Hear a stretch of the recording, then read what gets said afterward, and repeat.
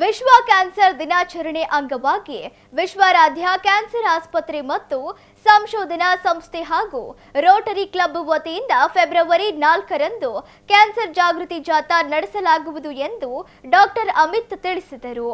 ಸುದ್ದಿಗೋಷ್ಠಿಯಲ್ಲಿ ಮಾತನಾಡಿದ ಅವರು, ಫೆಬ್ರವರಿ 4ರಂದು ಬೆಳಗ್ಗೆ 8 ಗಂಟೆಗೆ ನಗರದ ಕುಂದವಾಡ ಕೆರೆಯಿಂದ ಜಾಗೃತಿ ಜಾಥಾಕ್ಕೆ ಡಿಎಚ್ಒ ಷಣ್ಮುಖಪ್ಪ ಚಾಲನೆ ನೀಡಲಿದ್ದು, ಜಾಥಾವು ಕುಂದವಾಡ ಕೆರೆಯಿಂದ ಲಕ್ಷ್ಮೀ ಫ್ಲೋರ್ ಮಿಲ್ ಮೂಲಕ ಗುಂಡಿ ಮಹದೇವಪ್ಪ ವೃತ್ತಕ್ಕೆ ತಲುಪಿ ನಂತರ ಮಾನವ ಸರಪಳಿ ನಿರ್ಮಾಣ ಮಾಡಿ ಕ್ಯಾನ್ಸರ್ ಜಾಗೃತಿ ಬಗ್ಗೆ ಪೋಸ್ಟರ್ಗಳನ್ನು ಪ್ರದರ್ಶನ ಮಾಡುವ ಮೂಲಕ ಜಾಗೃತಿ ಮೂಡಿಸಲಾಗುವುದು ಎಂದರು.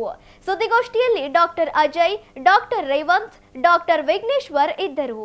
ನಾನು ಮತ್ತು ನಮ್ಮ ಸರ್ಜಿಕಲ್ ಆಂಕಾಲಜಿಸ್ಟ್ ಅಜಯ್ ಅವರು ಎಷ್ಟೊಂದು ಸರಿ ಗೌರ್ಮೆಂಟ್ ಆಸ್ಪತ್ರೆಗಳಲ್ಲಿ ಹೋಗಿ ಎಷ್ಟೊಂದು ಟ್ರೈನಿಂಗ್ ಪ್ರೋಗ್ರಾಮ್ಗಳಲ್ಲಿ ಸೆಲ್ಫ್ ಎಕ್ಸಾಮಿನೇಷನ್ ಹೆಂಗೆ ಜನರಿಗೆ ಹೇಳ್ಕೊಡ್ಬೇಕು, ಯಾಕಂದರೆ ನಾವೇ ಪ್ರತಿಯೊಬ್ಬರು ಹೋಗಿ ಒಬ್ಬೊಬ್ಬರು ಮನೆಯಲ್ಲಿ ಹೇಳ್ಕೊಡ್ಲಿಕ್ಕಾಗಲ್ಲ. ಸೊ ಆದ ಕಾರಣ ಗೌರ್ಮೆಂಟ್ ಆಫ್ ಕರ್ನಾಟಕದವ್ರ ಕಡೆಯಿಂದ nursing staff, community health officers ಇವರಿಗೆ ಟ್ರೈನಿಂಗ್ ಪ್ರೋಗ್ರಾಮ್ಗಳು ಇರುತ್ತೆ. ಸೊ ಆ ಟೈಮಲ್ಲಿ ನಾವುಗಳು ನಮ್ಮ ಆಸ್ಪತ್ರೆಯಿಂದ ಹೋಗಿ ನಾನು ಮತ್ತು ಅಜಯ್ ಅವರು ಕರೆಕ್ಟಾಗಿ ಅವರಿಗೆ ಟ್ರೈನಿಂಗ್ ಕೊಟ್ಟಿರೋದ್ರಿಂದ ಅವರು ಜನಗಳಿಗೆ ಮುಟ್ಟಿಸ್ತಾರೆ ಯಾವ ರೀತಿ ಸೆಲ್ಫ್ ಎಕ್ಸಾಮಿನೇಷನ್ ಮಾಡ್ಕೋಬೇಕು, ಯಾವ ರೀತಿ ಸ್ಕ್ರೀನಿಂಗ್ ಮಾಡ್ಕೋಬೇಕು, ಯಾವಾಗ ನೀವು ಆಸ್ಪತ್ರೆಗೆ ಬಂದು ವೈದ್ಯರನ್ನು ಕಾಣಬೇಕು ಅಂತ. ಇಲ್ಲ ಸೆಲ್ಫ್ ಎಕ್ಸಾಮಿನೇಷನಲ್ಲಿ ಎಕ್ವಿಪ್ಮೆಂಟ್ಸ್ ಯಾವುದೂ ಬೇಕಾಗಿಲ್ಲ.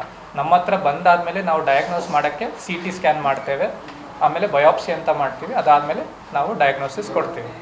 ನಾಳೆ ಫೆಬ್ರವರಿ 4 ವಿಶ್ವ ಕ್ಯಾನ್ಸರ್ ದಿನಾಚರಣೆ ನಡೆಸ್ತಾ ಇದ್ದೀವಿ. ಸೊ ಈ ಸಲುವಾಗಿ ರೋಟರಿ ಕ್ಲಬ್ ಅವರ ಸಹಯೋಗದಲ್ಲಿ ನಾವೊಂದು ಜಾಗೃತಿ ಜಾಥಾ ನಡೆಸ್ತಾ ಇದ್ದೀವಿ. ಬೆಳಿಗ್ಗೆ ಸುಮಾರು 8 ಗಂಟೆಗೆ ಕುಂದವಾಡ ಕೆರೆಯಿಂದ ಜಾಥಾ ಸ್ಟಾರ್ಟ್ ಆಗುತ್ತೆ. ಇದಕ್ಕೆ ನಮ್ಮ DHO ಅವರು ಬರ್ತಾ ಇದ್ದಾರೆ ಇನಾಗ್ರೇಷನ್ ಮಾಡೋಕ್ಕೆ.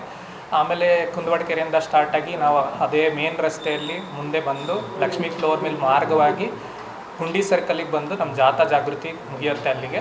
ಸೊ ಅಲ್ಲಿ ನಾವು ಮಾನವ ಸರಪಳಿ ನಿರ್ಮಾಣ ಮಾಡಿಬಿಟ್ಟು ನಾವು ಏನು ಕ್ಯಾನ್ಸರ್ನ ಬಗ್ಗೆ ಜಾಗೃತಿ ಮೂಡಿಸಬೇಕು ಅದ್ರ ಬಗ್ಗೆ ಮಾಹಿತಿ ಕೊಟ್ಟು ನಾವು ಅಲ್ಲಿಗೆ ಜಾಥಾನ ಕಂಪ್ಲೀಟ್ ಮಾಡ್ತಾ ಇದ್ದೀವಿ. ಸುಮಾರು ಒಂದು 300ರಿಂದ 400 ಜನ ಸೇರ್ತಾರೆ ಅಂತ ಈಗ ಅಂದಾಜು ಮಾಡಿದ್ದೇವೆ. ಬಟ್ ಇನ್ನೂ ಜಾಸ್ತಿ ಜನ ಸೇರ್ತಾರೆ ಅನ್ನೋ ಒಂದು ನಿರೀಕ್ಷೆ ಇದೆ. ನಾನು ಮತ್ತು ನಮ್ಮ ಸರ್ಜಿಕಲ್ ಆಂಕಾಲಜಿಸ್ಟ್ ಅಜಯ್ ಅವರು ಎಷ್ಟೊಂದು ಸರಿ ಗೌರ್ಮೆಂಟ್ ಆಸ್ಪತ್ರೆಗಳಲ್ಲಿ ಹೋಗಿ ಎಷ್ಟೊಂದು ಟ್ರೈನಿಂಗ್ ಪ್ರೋಗ್ರಾಮ್ಗಳಲ್ಲಿ ಸೆಲ್ಫ್ ಎಕ್ಸಾಮಿನೇಷನ್ ಹೆಂಗೆ ಜನರಿಗೆ ಹೇಳ್ಕೊಡ್ಬೇಕು, ಯಾಕಂದರೆ ನಾವೇ ಪ್ರತಿಯೊಬ್ಬರು ಹೋಗಿ ಒಬ್ಬೊಬ್ಬರು ಮನೆಯಲ್ಲಿ ಹೇಳ್ಕೊಡ್ಲಿಕ್ಕಾಗಲ್ಲ. ಸೊ ಆದ ಕಾರಣ ಗೌರ್ಮೆಂಟ್ ಆಫ್ ಕರ್ನಾಟಕದವ್ರ ಕಡೆಯಿಂದ nursing staff, community health officers ಇವರಿಗೆ ಟ್ರೈನಿಂಗ್ ಪ್ರೋಗ್ರಾಮ್ಗಳು ಇರುತ್ತೆ. ಸೊ ಆ ಟೈಮಲ್ಲಿ ನಾವುಗಳು ನಮ್ಮ ಆಸ್ಪತ್ರೆಯಿಂದ ಹೋಗಿ ನಾನು ಮತ್ತು ಅಜಯ್ ಅವರು ಕರೆಕ್ಟಾಗಿ ಅವರಿಗೆ ಟ್ರೈನಿಂಗ್ ಕೊಟ್ಟಿರೋದ್ರಿಂದ ಅವರು ಜನಗಳಿಗೆ ಮುಟ್ಟಿಸ್ತಾರೆ ಯಾವ ರೀತಿ ಸೆಲ್ಫ್ ಎಕ್ಸಾಮಿನೇಷನ್ ಮಾಡ್ಕೋಬೇಕು, ಯಾವ ರೀತಿ ಸ್ಕ್ರೀನಿಂಗ್ ಮಾಡ್ಕೋಬೇಕು, ಯಾವಾಗ ನೀವು ಆಸ್ಪತ್ರೆಗೆ ಬಂದು ವೈದ್ಯರನ್ನು ಕಾಣಬೇಕು ಅಂತ. ಇಲ್ಲ ಸೆಲ್ಫ್ ಎಕ್ಸಾಮಿನೇಷನಲ್ಲಿ ಎಕ್ವಿಪ್ಮೆಂಟ್ಸ್ ಯಾವುದೂ ಬೇಕಾಗಿಲ್ಲ. ನಮ್ಮ ಹತ್ರ ಬಂದಾದಮೇಲೆ ನಾವು ಡಯಾಗ್ನೋಸ್ ಮಾಡೋಕ್ಕೆ CT ಸ್ಕ್ಯಾನ್ ಮಾಡ್ತೇವೆ, ಆಮೇಲೆ ಬಯೋಪ್ಸಿ ಅಂತ ಮಾಡ್ತೀವಿ, ಅದಾದಮೇಲೆ ನಾವು ಡಯಾಗ್ನೋಸಿಸ್ ಕೊಡ್ತೀವಿ.